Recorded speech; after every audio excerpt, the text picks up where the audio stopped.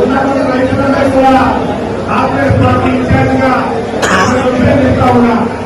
900 మంది రైతులకు దాదాపు 7 కోట్ల రూపాయలు మాపని ఖచ్చితంగా కాంగ్రెస్ పార్టీ తరఫున రేవంత్ రెడ్డి గారి నాయకత్వంలో ఈ వేదికల్లో ఉన్నటువంటి కాంగ్రెస్ నాయకులందరూ కూడా తీసుకొని మీ అందరికీ కూడా 7 కోట్ల రూపాయలు మాఫీ సమర్పించి తెలియజేస్తా ఉన్నాను.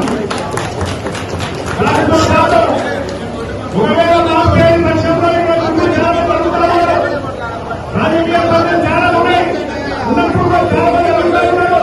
మేము ఇక్కడ ఉన్నటువంటి కాంగ్రెస్ పార్టీ తరఫున మేము కాంగ్రెస్ పార్టీ గౌరవ ముఖ్యమంత్రి గారి సమక్షంలో మాఫీ సమర్పిస్తా ఉన్నాము.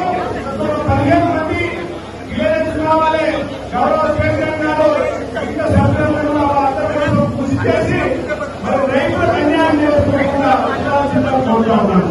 దానితో పాటు రాజకీయాలు ఖచ్చితంగా అందరూ కూడా ఇందులో మాజీ ఎంపీలు